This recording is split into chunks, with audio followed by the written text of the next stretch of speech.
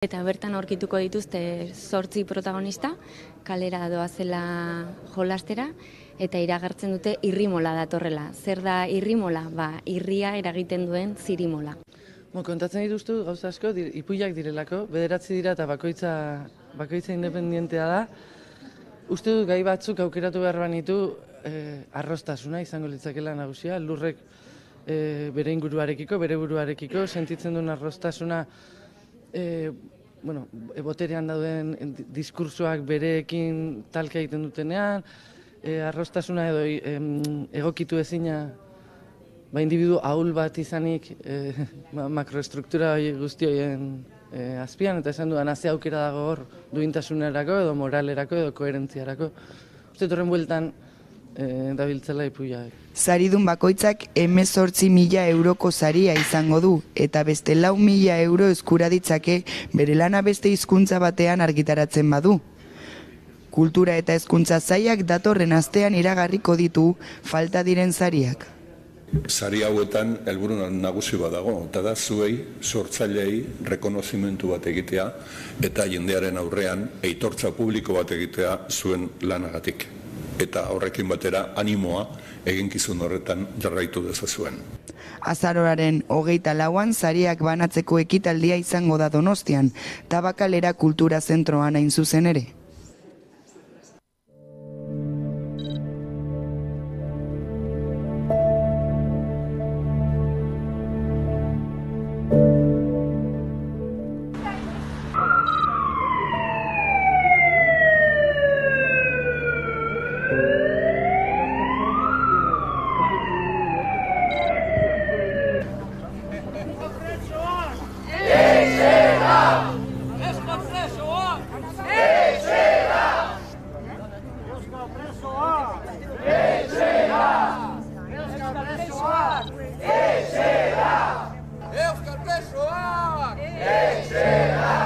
Sufrimendua dagoen momentutikan zaila dela elkarbizitza integral bat, elkarbizitza oso bat egotea, ez? Alde horretatik guk garbi daukagu sufrimendua eragiten duten edozein politika, edozein erabaki irauli behar dela, aldatu behar dela, eta bide hortan behin betiko atzean utzi behar dugu. Horretarako gaurkoan gurekin dugu Inazio Oiarzabal, Sareko bozeramailea, eguerdion. Eixo, eguerdion. Zer esana ematen jarraitzen du atzoko egunak, urriaren 12ak, elkarbizitzarekitzako bidean zein iritzi duzu egun honi buruz? Beti izan da egun bat, ez, alde horretatik konfrontazio pixkate sortu duen egun bat, eta oraindik horrela jarraitzen du, ez, garbi dago elkarbizitzaren norabidean pauso ezberdinak eman behar direla, eta gai hontan ere, eta egoera hontan ere bai, nik uste eta adostasun batzuk iritsi behar direla, eta errespetuzko erabaki batzuk hartu beharko diela. Elkarbizitzaz ari garela, azken hamarkadatako historiari begira gai hori mahai gainean jarri da, behin baino gehiagotan, baina salbuespenezko beste politika iraun bitartean hori ze posible dela uste duzu? Nik uste garbi dago sufrimendua eragiten duen politika bat dela, eta sufrimendua dagoen momentutikan zaila dela elkarbizitza integral bat, elkarbizitza oso bat egotea, ez? Alde horretatik guk garbi daukagu sufrimendua eragiten duten edozein politika, edozein erabaki irauli behar dela, aldatu behar dela, eta bide hortan behin betiko atzean utzi behar degula, eta dena nahi dugun etorkizuna eraikitze hori bultzatu behar degula, eta salbuespenezko espetxe politika bertan bera geratzeak izugarrizko pausua emango luke elkarbizitzaren norabidean. Bide horretan aurreko larun batean eman zenioten amaiera, izan bidea dinamikari, Donostian egin zenuten manifestazio eta jaialdiarekin, zerin isla izan da, izan bidea dinamikaren amaiera hori? Guretzako larun bateko irudiak berak bakarrik hitz egiten duten irudi batzuk dira, ez? Guk duela 2 urte eta erdi, izan bidea dinamika martxan jarri genunean, garbi geneukan, salbuespenezko espetxe politika amaitzeko eskatzen genuen hori, beste modu batean jendartera hartu behar genuela, modu aktibo batean, parte hartzeko era ezberdinetan, gazte jendera ere gerturatu behar ginela, ez? Eta 2 urte hauetan, 11 ekimen egin ditugu, Meditontorretara egoera, herriko plazetara atera gera, kilometroak egin ditugu, korrika, oinez, modu ezberdinetan, Eta larun batean horri amaiera biribil bat eman nahi genion, 11etan bulebarrean ikusi ziren irudiak, ez, pixkat musikarekin, kolorearekin, da pixkat jendearen parte hartze horrekin jokatzen, jendetza bildu zen bulebarrean, ondoren Pio XIIko plazan manifestazioa hasten zen lekuan ere, plaza oso zabala da, plaza oso karretera asko dituena, eta hasiera batean ez zirudien arren gero ikusi zen jende pila bat zegoela, eta horrek esan nahi du garbi, jendearentzako lehentasunezko arazo bat dela, salbuespenezko espetxe politika hau behin betiko amaitzea, etorkizunari begira jartzea, elkarbizitzaren, lehen aipatu dugu elkarbizitza horren eta konponbidearen norabidean, benetako pauso garrantzitsu horiek denon artean ematea, eta oso pozik bertan ikusten ziren irudiekin garbi dagolako ditugun aldarrikapenak ez direla gutxi batzuena, baizik eta jendarte osoaren arazo eta lehentasunak direla, eta oraindik orain Euskal Herriratzeak lehentasunezko edo premiazko aldaketa izan arren, norabide bat dagoela egiteko, bide oso bat dagoela egiteko, elkarrekin egiteko prest gaudena, ikusi izan jendartearen alde zabal bat prest dagoela elkarrekin bide bat egiten jarraitzeko, eta bide hortan erabakiak hartzen dituzten administrazio eta instituzioek atzetik datuzela eta berandu datuzela, baina bide hori hartu beharko dutela. Bi urteko bidea, aipatu duzun bezala, eta larun batean amaiera eman zitzaiona, Euskal Herriak dituen biztanle beste kilometro eginda. Nolakoak izan ziren azken kilometro horien sentsazioak? Bai, azkenean erronka potolo bat zen, ez? Eta, kilometroak baino gehiago guk desio genuna zen jende askok parte hartzea kilometro horiek egitean. Eta esaten dizutena, bulebarrean, bizikleta bat jarri genuen DJ batzuekin, eta kolore ezberdinak, eta, hilara ezberdinetan, nahiko politak izan ziren, jendeak ere irudikatzen zuelako zer egiten ari zen, 2 urte eta erdiko ibilbide bati, amaiera bat ematen ari zela, eta guzti hortan, beraiek parte zirela, jende guzti hori, edo bertan parte hartzen zuten mundu jende hori, ekimen horren parte zela, ekimen horri amaitzearen parte zela, eta nola ez, aldarrikapen horiek kaleratzearen parte zela. Eta gizartaren babes horretan ere, babes politiko, instituzionalak, sindikatuak ere izan ziren, zein da balorazioa? Bai, hori da, azkenean izan bidea dinamikan ere askotan aipatu dugu eraiki den konsensua, konsensu horren baitan aktibo edo bentsat konsensu hori kalera ateratzeko gaitasun hori ere 2 urte hauetan hainbat ekimenetan isladatu da, eta guk uste dugu garrantzitsua zela ere larun batean hori isladatzea eta hori benetan erakustea, ez? Eta oso pozik gaude, azkenean sindikalgintza osoa zegoelako bertan Donostian, arlo politikoan ere orain arte jaso dugun babes berdina jaso dugulako modu batean edo bestean Donostin egonda edo gure aldarrikapenekin bat eginda, azkenean irudikatzen dugu sensibilizazio ezberdinak ere bide honetan arraun egin nahi dutela, bide honetan daudela, eta bide honetan jarraitzeko beharra ere badagoela, ez? Beraz, guretzako izan bidea izan den aniztasun horren isla ere izan zen larun bateko ekimena, eta horrekin ere sentsazio honekin. Ekimenaren amaierarekin batera, ia amaierara heltzen ari da ere urruntze politika, etxera bidea agertu bai, baina oraindik ere gelditzen da, ez, egiteke, larun batean bertan aipatu zenutenez, oraindik badirelako euskal preso batzuk basakabanatuta daudenak. Zeri egozten diozue tantaka etortzearena? Bai, garbi aipatzen dugu beti gure aldarrikapenen lehen puntua Euskal Herriratzeak dela, eta hor oraindik 37 preso dira Espainiako kartzeletan daudenak, beraz hori zalantzarik gabe gure lehen aldarrikapena da. Eta garbi erakutsi genuna edo ikusi genuna zen aldaketa hau ez datorrela egun batetik bestera, ez? Aldaketa hau, 34 urte luze iraun duen urruntze politika horren aurrean, eremu ezberdinetan, modu ezberdinetan, jende pila bat egon da hori salatzen, horren aurrean aktibo, desberdinekin hitz egiten, elkartzen, eta azkenean hori denon lanari esker ere bada, gai hori pilpilean mantentzea, gai hori aldatzeko kalean egotea, eta egia da ere azkeneko denboretan, beste eremu batzuetan ere bai, eremu politikoan ere, beraiek ere beraien lehentasun lerroetan jarrita arazo hau, hor, Madrideko indar korrelazioak ere baliatu dute aldaketa horiek ematea. Guri gustatuko litzaiguke asko azkarrago izatea, baina egia da ere pixkanaka etortze horri ere positiboa dela gauzatzen baldin bada guztiz denak Euskal Herrian egotea.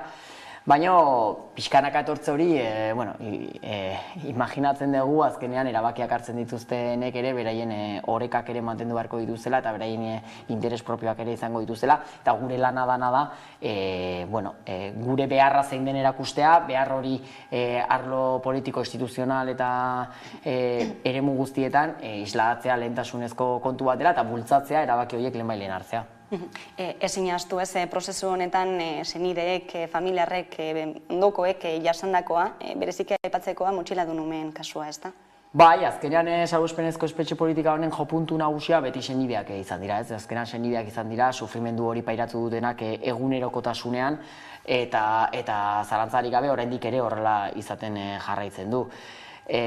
Kasu horretan, bai senide adinduak, askotan bidaiatu ere ezin izan dutenak, eta beraien senidea ere ikusi ahal ezin dutenak, eta baita txikienak, guk duela urte batzuk ja lanketa hori hasi genuena, motxiladun umeen dinamika osoarekin aipatzea, beraiek azkenean, beraien gurasoekin, aitarekin edo amarekin egoteko ezintasuna, komunikazio hori mantentzeko ezintasuna, eta azkenean horrek eragiten duen guztia, ume bati eragiten dion guztia, ez? Azkenean hor ere informe ezberdinak egin ditugu, profesional ezberdinekin egon gera, eta hor garbi ikusten zen oso momentu bortitzak bizi zirela.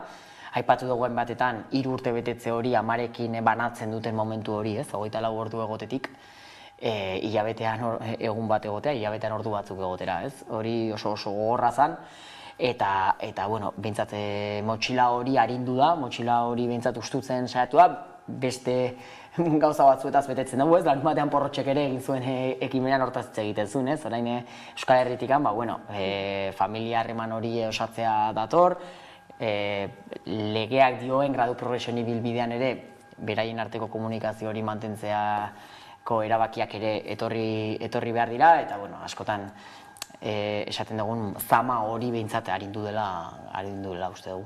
Behin baino gehiagotan nabarmendu duzu ez, salbuespenezko espetxe politika honen jarraikortasunaren oinarrian lege batzuk egon badaudela, eta horiekin amaitza ere badera lehentasuna.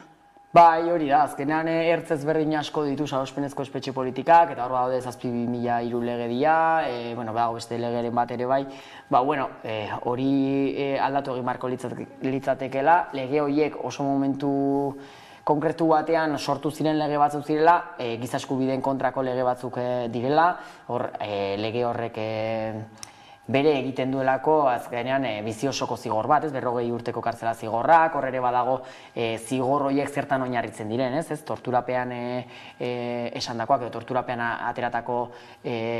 ateratakoak badira zigorra izateko oinarri bat, ez? Eta hori ere azkenean Europako giza eskubideen batzordeak dioen bezala hori ez giza eskubideen errespetuzkoa, ez legezkoa, ez? Hori guztia eraldatu egin beharko da. Nik uste horregatik esaten dugula, bide bat egin behar dugula, bide bat elkarrekin egiten jarraitu behar dugula, eta bide hortan badaude oztopo handiak, eta oztopo guztioik denon artean gainditu beharko ditugu. Horien artean esaterako gradu aldaketetan eta baimenetan badaude oztopo batzuk, ez da zerari da gertatzen? Guretzako duela urtebete eskumenak Madrildik Gasteizera ekarri izanak pauso positibo bat da. Garbi dago hemen Gasteizen erabakitzeak gertutasunagatik eta arrazoi ezberdinengatik onura asko ekartzen ditula. Egia da ere bai, 2. graduan dauden presoak baimenak jasotzeko baldintzetan badaudela jasotzen dituztenak, baina badaude baldintzak beteta ere oraindikan baimen horiek ez dituztenak, ez? Orduan hor badago oztopo bat oraindik gainditu beharrekoa. 3. graduan egonda ere bai, badaude beste oztopo batzuk, ez? Batzuk baldintzak beteta 3. graduan egon beharko lukete, baina oraindikan ez daude, ez? Orduan hitz egiten ari gera 30 bat preso badaudela 3. graduan, baina 75 bat edo egon beharko liratezkela. Orduan hor badaude oztopo ezberdinak, Gasteizen egoteak desblokeatu du egin batean gai hori ikusi delako legearen bide hori egiteak ez duela inungo kalterik, egin daiteken zerbait dela, baina orain egia dena da geratzen dela parez pare irekitzea eta baldintzkoa guztiak betetzen dituztenei bere eskubidean jabe dagokion gradua ematea, dagokion baimenak ematea eta edo baldintzapeko askatasuna ere jaso beharko luketela. Eusko Jaurlaritzak espetxe kudeaketaren eskumena jaso eta urte betera balantzea da 457 presori onartu diotela 3. gradua, eta horietatik 25 direla EPPK-koak, zein da balorazioa? Bueno, aurrekoan aipatzen genuen bezala, balorazio sakon bat egitea ez da erreza, urtebete da, eta urtebete guretzako asko den arren, instituzio batean gauzak eraldatzeko, urtebete ere ez da horren besteko denbora, baina balorazioa positiboa da aipatu dutenagatik, ez? Blokeo ezberdinak desblokeatu direlako eta ikusi delako egin daitekela. Arlo negatiboa guretzako baldintzak beteta oraindik asko daudela eskubide horiek ez dituztenak, ez? Orduan guk garbi daukagu norantz jo behar dugu, Gasteizek norantz jo behar du eta ze erabaki hartu beharko ditu, jakin da ze zailtasun dauden ere bai, hor ere ikusi ditugulako gradu regresioak, Audientzia Nazionaleko Fiskaliak etengabe errekurritzen ditulako 3. graduak, eta horrek ere atzera buelta bat ere ekarri duelako, kartzelara bueltatu behar izan direlako hainbat preso. Eta nik uste dut, zailtasunak zailtasun bide bat egiten ari dela, bai Euskal Herriatzeak, bai honetan guk nahiko genukena, baina motelago, baina egia da egiteak berak ere baduela balioan jarri behar degula eta guk horretan bultzatu behar degula eta kaleak berak edo jendarteak ere horretan bultzatu behar duela. Eta guretzako larun batean garbi ikusi zen jendartea iritsi dela etorkizunari begira dagoela eta iraganeko arazo hauek jada zarkituak bezala ikusten ditula, naiz eta lehentasunezko arazo bat izan hori aldatzeko, baina instituzioak oraindik atzerago daudela eta pauso horiek berehalakoan eman beharko dituztela. Azkenean denok daukagu buruan ere bai, ez, urtebete barru Madrilen hauteskunde batzuk egongo direla eta horrek ere dena hankaz gora jar dezakelako. Orduan gure mezua garbia da eta da bihar ez utzi biharko gaur egin dezakezuna, ez? Eta espero duguna da Euskal Herriatzekin hori ematea eta Gasteizek hartu behar ditugun erabakiekin ere pausoka horrela izatea. Salbuespen espetxe politikarekin amaitzeko beste korapilo batzuk ere, oraindik ere argitzeke daudelako, esaterako 70 urtetik gorakoen presoen nauzea edo zigorraren 3 laurdenak betea dituztenak, esaterako gaurkoan bertan adibide bat Ion Parot kartzelatik atera da, ez? 71 urte dituen presoa eta 52 espetxean egin dituena, adibide bat baino ez?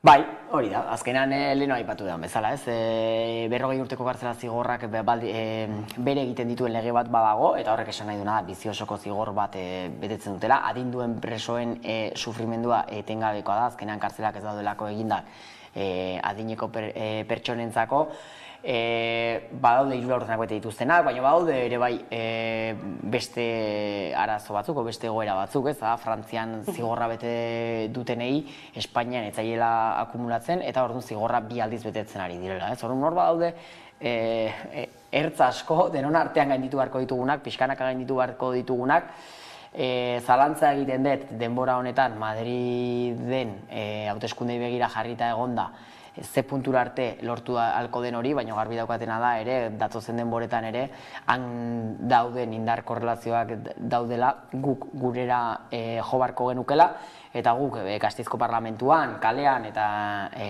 eremu guztietan saiatu behar gehala erakusten hemen ez dagoela inongo arazorik, aldaketa horiek emateko, ez dagoela inongo arazorik politika horiek iraultzeko, guk garbi daukagulako sufrimendua eragiten duen guzti hori atzean utzi behar dugula, atzetik datozen arazo guzti horiek gainditu behar ditugula eta denon artean elkarbizitza eta konponbide bat eraiki behar dugula. Beste kontu bat ere, bergizarteratzeari buruz, zein iritzi daukazu? Zein utzune dira edo zer egin beharko litzateke bergizarteratze hori indartzeko? Bueno, legeak dioen graduen progresio hori horretara begira dagoela esango nuke. Ados egonda edo ez hori da legeak dioena eta hori da gradu progresioen oinarria. Lehen aipatu bezala, 3.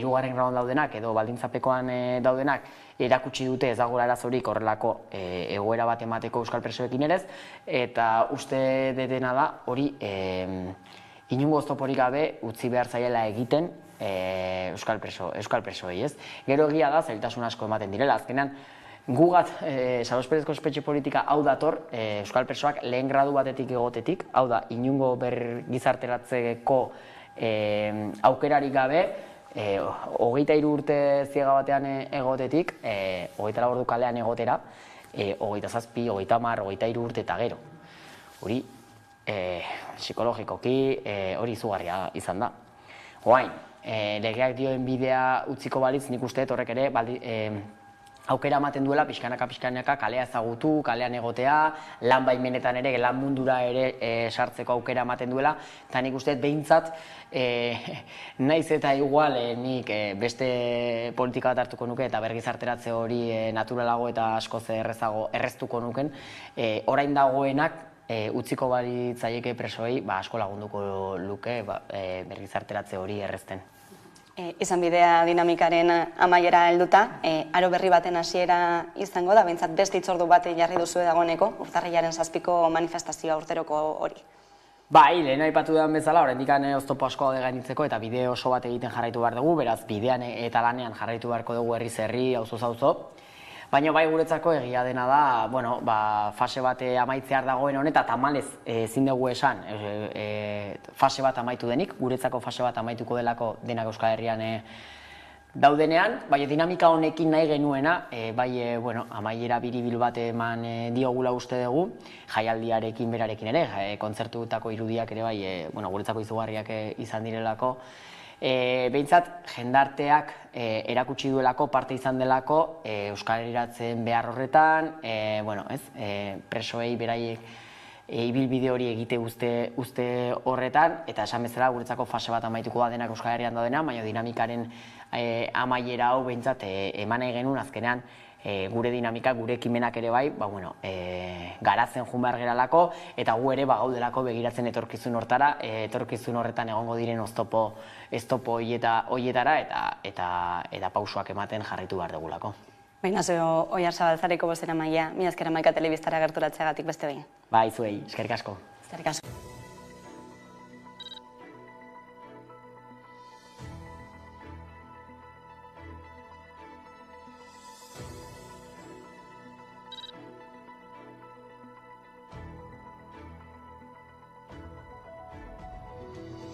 Badago aukera, errepresioa edo giza eskubideen urraketa gertatu diren tokietan toki horiek memoria gune bezala izendatzeko, eta orduan kontuan hartuta Iruñeko poliziaren komisaria zaharra, hau da, Merindades plazaren eta Paulino Caballero kalearen artean dagoen gaur egungo gobernu delegaritza, eta Guardia Zibilaren Galizia etorbideko kuartela, Nafarroako gobernua kargatu zuen txosten batean dokumentatuta gertatu zen bezala, 1960 eta 1978 urteen artean, 150 torturatu eta tratu txar kasu baino gehiago izan ziren bi espazio horietan.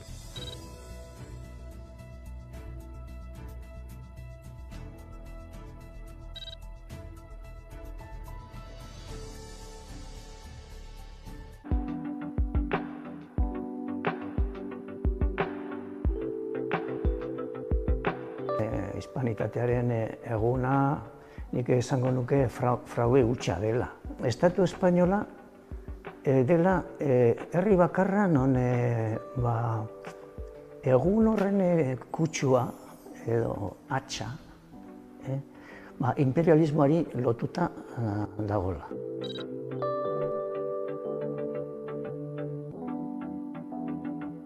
Francoren herentzia,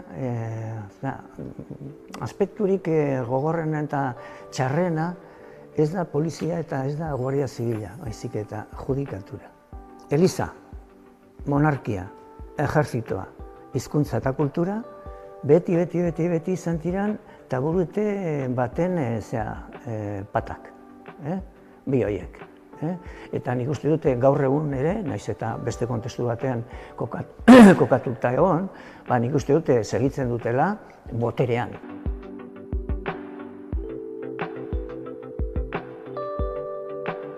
Erraiak ezagutu gabe, berrik ez, eta pertsonarik ez.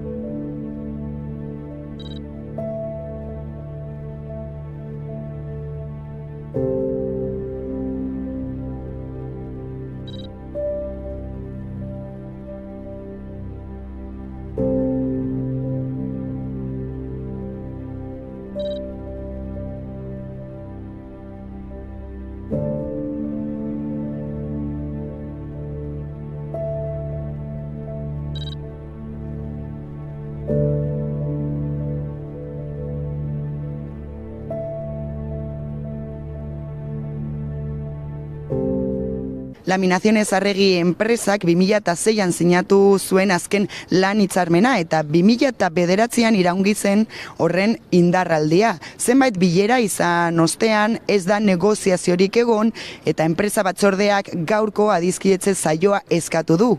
Michelin enpresak berriz lanuzte gehiago iragarri ditu eta 1600 tona neumatiko gutxiago egingo ditu. Laminaciones Arregi enpresak 2006an sinatu zuen azken lan hitzarmena eta 2009an iraungi zen horren indarraldia. Azken urteotan enpresa batzordeak hitzarmen berri bat sinatzeko asmoa izan du, baina zuzendaritzak eskainitako proposamenak okertzen zuen egoera. Hala ere, beste hitzordu bat antolatu zuten negoziazioarekin jarraitzeko, eta batzordeak eskaera egin zuen. Hala baina ez du oraindik erantzunik jaso. Hori dela eta adiskidetze saioa eskatzea erabaki du. 10 urte daramago lan hitzarmena berriztu gabe, eta horrek esan nahi du ekonomikoki eta sozialki berdin jarraitzen dugula. Beste berri bat sinatzeko asmoarekin hasi genuen duela, aspaldi, bilatzen, eta 15 bilera egin ondoren, ez dugu ezer aurreratu, eta egoera gero eta okerrago doa. Testuinguru honetan 2 ordutako lanuztea egingo dute eta horrez gain mobilizatuko dira Gasteizko lan harremanaren kontseiluan bidezko hitzarmenaren alde. Enpresa egoera mantenduz gero, mobilizazioak gero eta handia eta gogorragoak egingo dugu eta ea behingoz serioki negoziatzen hasten diren ja. Bestalde, Michelineko Gasteizko instalazioek irailaren 16tik ekoizpenak gelditu dute asteburu guztietan. Hasieran azarora arte luzatuko zen, baina zuzendaritzak iragarri du azaroko asteburu gehienetan eta abenduko zubian ere lanuzteak izango direla. Erabaki horrek eragina izango du 1855 langileengan. Hau da, plantillaren erdiaren baino gehiago ez da egun horietan lanera joango. Ukrainak sortutako krisia dela eta autoa fabrikatzen dituzten enpresak eskaera gutxiago egiten ari dira krisiagatik eta horrek inpaktua du Gasteizko industrian.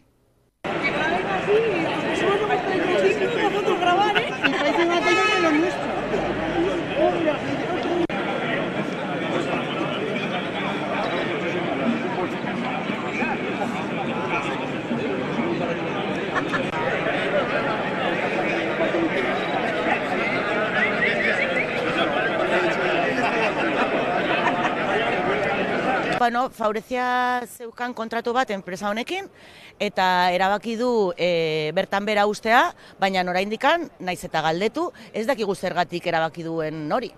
Ze ez da ezer aldatu.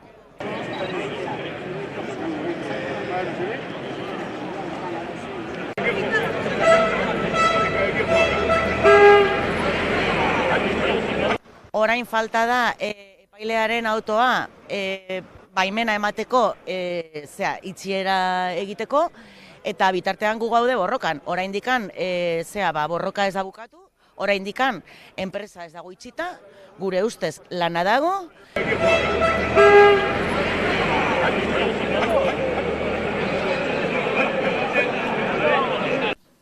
Jauzi digitalari esker, telebista guztietan ikus daiteke aurrerantzean 11 telebista. Edozein etxetatik, 11, zuzenean zein nahieran ikusteko aukera ematen digun aplikazioa aurkeztu baitu 11ak.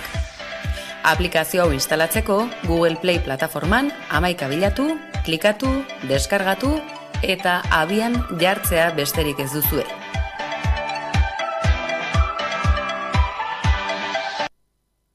Urrats garrantzitsua eman dute astelehen honetan Arabako eta Bizkaiko Foru Aldundiek 2023ko udaberrian proiektua behin betiko onestea eta lizitatzea espero dute eta 2024an martxan jartzea.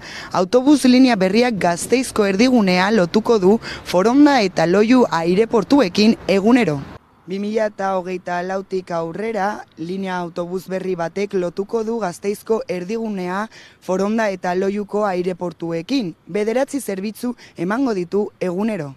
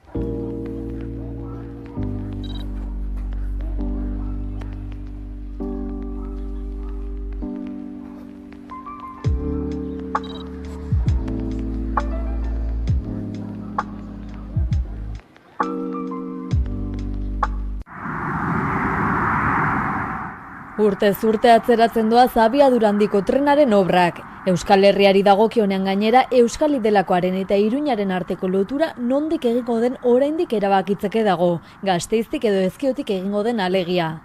Momentu alde batetik edo bestetik egin bi obrekin aurrerat jarraitzen dute, eta zein geltokirekin geldituko diren eztabaidatzen ari diren une hauetan, Ezkioko geltokiaren obrak amaituta izan beharko lukeenean amaitzeke daude. Otsailean bukatuta egon behar zuena irailera arte atzeratu zuten, baina oraindik ez daude amaituta azken txosten ofizialaren arabera. Aipatzeko bestalde ez duela inork azaldu obren atzerapenen zergatia. Bien bitartean iragan udan Espainiako Garraio Ministerioak eta Jaurlaritzako eta Iruñeko gobernuek bi obren arteko loturari heltzeko aurreikusita zuten bilera bertan behera geratu zen. Horren ordez irailaren 13an Pedro Sánchezen eta Maria Txibiteren exekutiboak bildu ziren, eta Iruña eta Altsasu arteko zatiaren trazaduraren plangintzan eta exekuzioan aurrera egitea erabaki zuten. Ildo horretan proiektu emapen arabera Altsasura hurbiltzea, Gasteizeratz tiratzea eta Ezkiotik urruntzea da.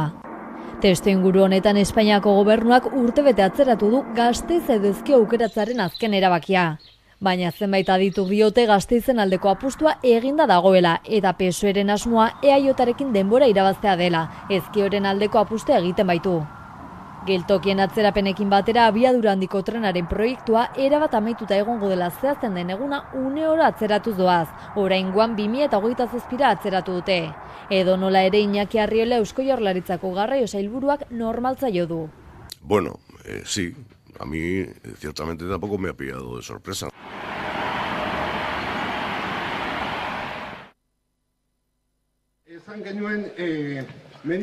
Gipuzkoako mendiak askena dituztela industrializatu gabe, zentral eolikorik gabe. Horixe da Elosun lau haizeetara zabaldu dutena. Jende mordoska elkartu da Bergara eta Azkoiti artean dagoen Bergarako auzoan. Hainbat eragilek bat egin dute Gipuzkoako mendiak aske taldea eraikiz. Gipuzkoako mendiak babesteko eta aurkeztu diren proiektu eolikoak geldiarazteko xedearekin batu dira. Helburu jakin batekin. Bertako mendietako ondare naturala, ekologikoa, arkeologikoa, geologikoa, historikoa, paisajistikoa eta espirituala babesteko. Zein inguruetako, baserrietako eta herrietako biztanleak, gure bizitokia, gure osasuna eta jardun ekonomikoa, bereziki nekazaritzarekin lotuta dagoena, defendatzeko. Azken hilabeteotan hainbat proiektu eolikoren berri izan dugu. Bai Green Capitalek egin asmo dituenak, baita Statkraft enpresa publikoak egin nahi dituenak ere. Batenak zein bestearenak mehatxutza dituzte. Mehatxua ez da nola nahikoa. 200 metro luze eta 158 metro zabal irateken makroeolikoak aurkeztu dituzte. Elgeakoak halako bi baino altuagoak. Gipuzkoako mendiak askeko kideek uste dute proiektu eolikoen lehentasuna aberatsen diru nahia elikatza dela eta ez herritarron elektrizitate beharra bermatzea. Eredu honek jasangarritik oso gutxi du eta berreztagarritik ere berdin. Kezkatuta daude dorre eolikoak erekitzeko erabiltzen dituzten materialak direla eta haize errota bakoitza egiteko hormigoizko tona bana, 335 tona altzairu, 4,7 tona kobre, 3 tona aluminio, 2 tona lur eta beste material batzuk behar direla baitiote. Eta material horiek lortu, garraiatu eta manipulatzeak kutsatu eta energia fosil asko gastatzen dituela azpimarratu dute. Egoera honen aurrean beste alternatiba batzuk eskatu dituzte. Baliabide energetikoen ustiapenerako, gobernantza eredu sozialak eta gertukoak baliagarrienak dira. Instalazio txikiagoak, energia kontsumituko den lekutik gertuagoa jarrita. Jada artifizializatuta dauden eremuak lehenetziz, teilatuak, industrialdeak eta bar. Eta behin agerraldia amaituta Gipuzkoako mendiak aske plataformaren baitan dauden eragileak hemen atzean ikus dezakezuen bezala Elusuko pelotalekuan bazkaltzera gelditu dira euren artean ideiak elkarbanatuz, euren artean ezagutuz eta batez ere zentral eolikoen inguruan hausnartzeko.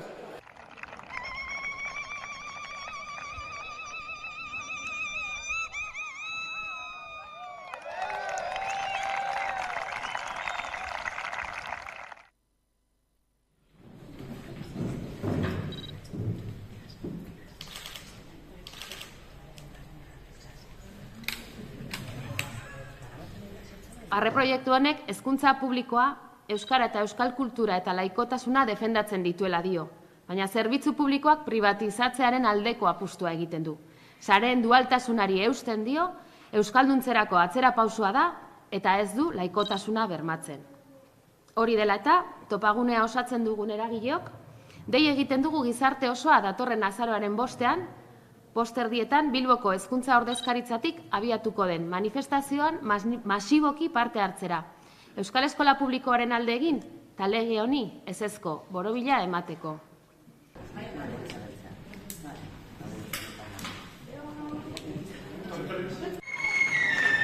Mendela urten igaro da Hondarribiko Jaizkibel konpainia alarde parekide aldarrikatzen hasi zela. 25 urte hauetan 100 lagun batu dira konpainia parekidera eta urteurrena ospatu asmoz loratzen jaialdia antolatu dute, urriaren 22an egingo dena. Argi daukagu gure helburua oraindik ez dugula lortu eta horrek haserretzen gaitu. Nola ez?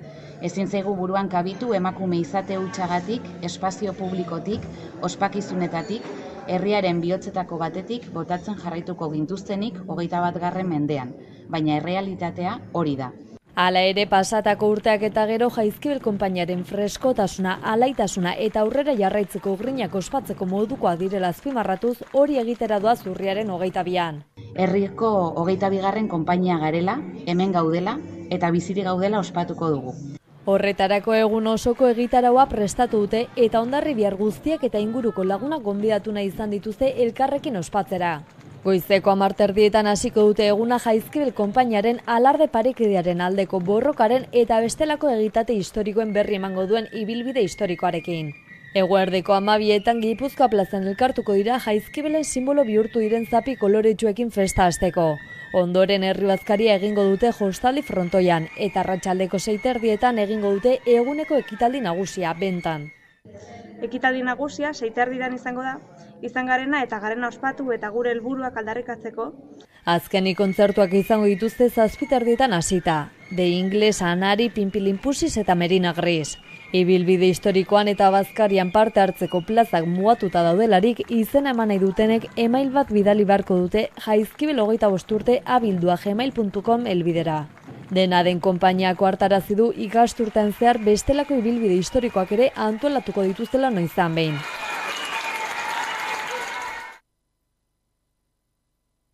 Durangoko azokak estanda egingo du aurten. Abenduaren 7an lehertu eta 11 arte iraungo du estandak. Ohiko formatua berreskuratuko du Durangoko azokak eta horrez gain online dendari eutziko dio. Euskal kulturaren nobedadeak ezagutzeko abendurar arte itzaron beharko da. Hori bai, 3 urteen ondoren edukira mugaturik ez eta musukorik ez. Aurten Euskal Sortzaileen plaza estanda izango da. Pozik gatoz, 2 urteren ondoren aurtengoan Durangoko azokaren estanda biziko dugulako. Bai, estanda.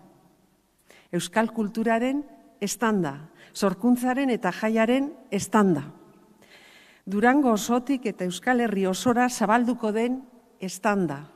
Abenduaren 7an lehertu eta 11 arte iraungo duen estanda. Durangoko azokaren 57. edizionek badu kartela. Ruben Ramosek sortu du kartela eta kartelean kulturaren estanda irudikatu du. Pandemiaren ostean, aurtengoa ja normala izan da, saiatu gara pixkat, beste buelta bat ematen restalin txiko bat egin zaio logari, bai da hori denok ezagutzen duguna da, ez, eta aurretik jarri dugu izartxo hori, estanda hori irakur dadin, eta gero bestalde, saiatu naiz pixkat, bai musika, bai kultura, orokorrean sortarazten igun sensazio hori, ez, imaginazioarena, inglesez deitzen den mind-blowing hori, ez, pelikula bat ikusten dezunean, edo ez dakit, liburu bat irakurtzen zunean, ez, sortzen zaizun, estanda. Durangoko azokak bere izaera berreskuratuko du. Erakusmaien izen ematea itzita egon arren eta momentuz daturik semanarren antolatzaileek adierazi dute pandemiaren aurretik bezala unibertso osoa berreskuratuko duela Durangoko azokak. 5 egunetako egitarau oparoa antolatu nahi dute eta horregatik adierazi dute Euskal Sortzaileek euren proposamenak emateko urriaren 15 arteko epea dutela. Oraindik zabalik dagoela sortzaileek beraien lanak gune desberdinetan aurkezteko epea. eta urriaren 15ean amaituko dela. Beraz, hemendik, azokako partaideei beraien lanak aurkezteko eskaria egin dezaten egin nahi diet aurtengo azokan ahalik eta egitarau zabal, anitz eta gozagarriena osatzeko. 3 urteren ostean bueltan dira Durangoko jaiak, asteartean San Faustoak hasiko dira Durangon. Gainera, Ima Garrastatzu Durangoko alkateak adierazi duenez, nabarmendu duenez, lehendabiziko aldia da udalak eta txosna batzordeak bat egiten dutela egitaraua antolatzeko orduan. Horrela, pantzike eta pantzikotu jaiak batera antolatuko dituzte. Horrez gain, alkateak adierazi du adin guztietako egitarau oparoa antolatu dutela. Bueltan daude gure jaiak, posi gaude. Ni uste irribarretzu badekogu danok aurpeixen gozatzeko gogoak, dekogu beharra, eta bueno, prestatu dugu mimo handiarekin programazioa. Programa oso aberatsa da, alde batetik akto asko gehiago, esango naben 140 gehiago handitu dugula kultura eta aktibidade guztiontzako, eta bai guretzat oso garrantzi handia daukana da deszentralizau. Bitzupin egongo dira Durango jaietan, asteartean, txosna batzordeak botako du txupina eta asteazkenean aldiz udalak hala ere argi utzi dute feminismoa ardatz izango dutela aurtengo jaiek. Esango dugunaz txupinazoan, lehenengo eta behin eskerrak emango dugu, guk urte asko daroagu inurri lanetan, eta eskerrak emango dugu gure bidaidea izan direnekin, bidelagun izan direnei, emango dizkiegu eskerrak, bai feministei, bai euskaltzalei, bai gauza sozialetan ibili direnei gurekin, eta gero egingo dugu jairako deia, disfruterako, kanturako, dantzarako eta errespeturako. Eta, gure aldarria izango da, erasorik ez, hori izango da, hori da gehien bat azpimarratuko duguna. Herritarron begirada zabaltzeko eta munduan gertatzen diren eskubideen urraketak ikustaratzeko xedearekin, Hernaniko udalak Ariak izeneko erresistentzia istorioen zinemaldia antolatu du. Guk zinemaldi honekin fokua giza eskubide urraketa horien aurrean ematen dian erresistentziai eman nahi dieu. Erresistentzia antolatuei.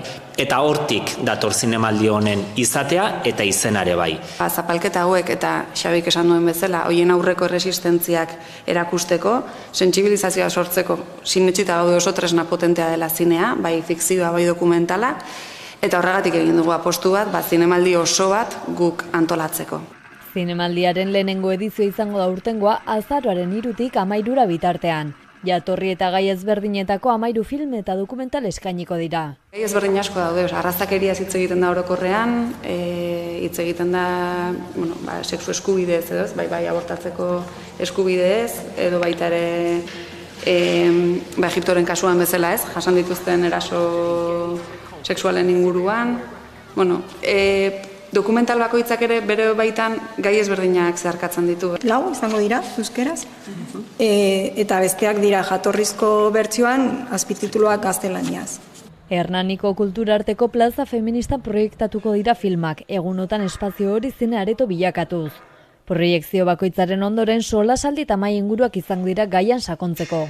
Espazio honetan biltzen dira udaleko kulturartekotasun, lankidetza eta berdintasun sailak, arloak, eta baita ere gai horien inguruan herrian lan egiten duten eragileak ere ez.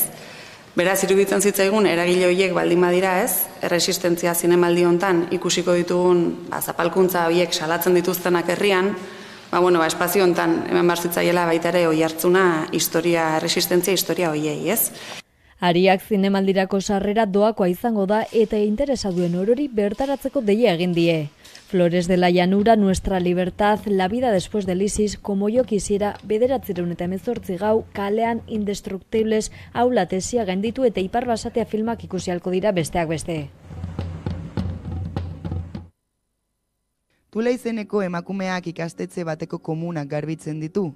Emakumezkoen ikastetxe bateko komunak hain zuzen ere. Goiz batean espero ez zuen berri bat jaso zuen. Ikastolako zuzendariaren 14 urteko alabak haurdun zegoela kontatu zion. Humorea eta hausnarketa biltzen duen film laburra da.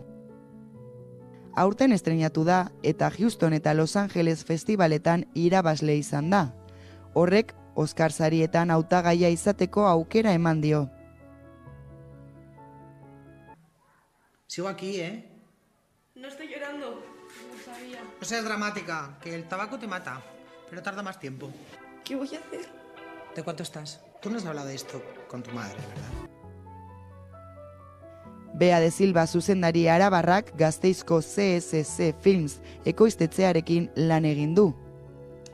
Es transmitir lo absurdo que puede llegar a ser lo absurda que puede llegar a ser la falta de información sobre sexualidad y sexo en la gente más joven, especialmente en las chicas. Con este proyecto hemos intentado transmitir los riesgos y el peligro de una forma cómica. Sí, principalmente es denunciar un poco la ignorancia en temas de sexualidad, de educación sexual. Tula istorioaren grabazioa Gasteizen izan da, eta Hollywoodeko akademiak aukeratzen badu, produkzioa Oscar sarietan lehenengo arabar filma izan daiteke. Filma aurkeztuko da akademian eta ondoren hautagaien zerrenda argitaratuko dute. Era berean Goya sarietan ere aurkeztu dute produkzioa.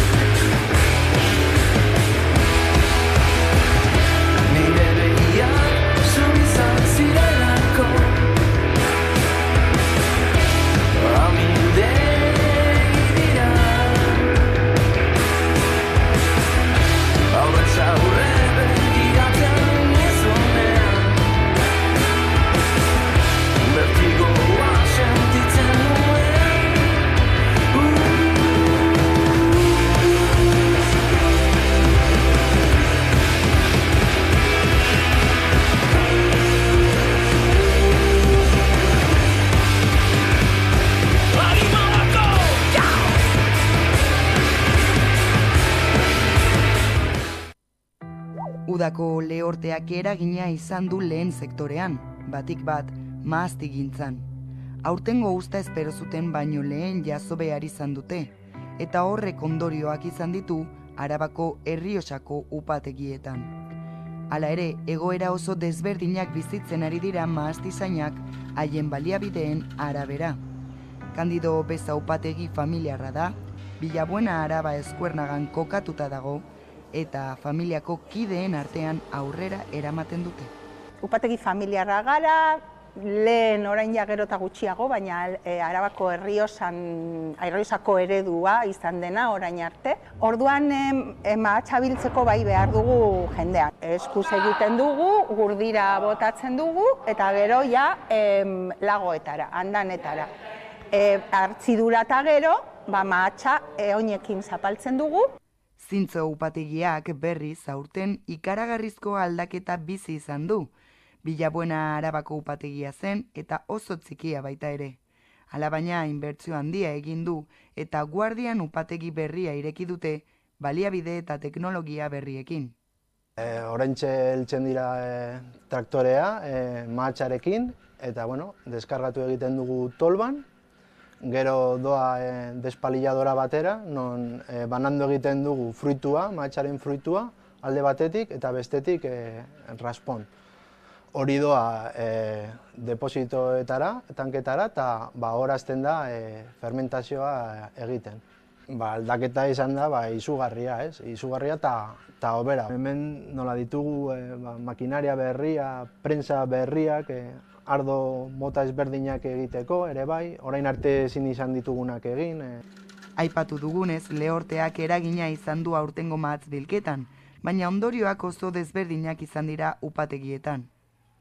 Madurazio prozesua ez da berdina izan, mahatsak behar du bere ibilbidea egin, bere denbora behar du. Bai kolorea, bai aziotasunean eta nabaritzen da. Azkenean ez da izan zera prozesu normala.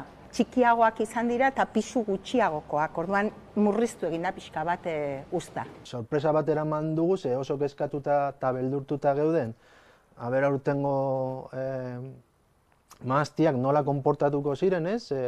Zein motatako kalitatea izango genuen, eta egia esan sorpresa bat eman digu mahastiak, ez? Ze gogorra den landare hori, eta nola ekarri duen fruitua oso pozik gaude. Horrekin batera beste bereizketa bat aintzat hartu behar dugu, zigilua. Bi upategiak Arabako Errioxakoak dira, ahatik Zoilik Kandido Beza Arabako mahastiak zigilu berriaren alde dago. Mahastizainek azpimarratu nahi izan dute izen berri hori beharrezkoa dela euren nortasuna zaintzeko. Mendia eta Ebro artean kokatzen da. Horrek eragiten du eguraldi berezia, lur bereziak. Eta gero mahastien kokapenak, aldapatsuak, mahastiak txikiak dira, dena eskuz egin behar izaten da. Azkenean ari gara esaten gure nortasuna dela, gure mendeetako eredu bat mantendu nahi dugula. Eta aurrera jarraitzeko hilala bizikoa dela uste dugu guk bentsat, desberdintzea, diferentziatzea. Momentuz, aurtengo uzta Errioxako zigiluarekin komertzializatuko da, Eusko Jaurlaritzako behin-behineko baimena atzeratu delako. Hala baina, hurrengo urteko uzta zigilu berriarekin kaleratzeko asmoa dute.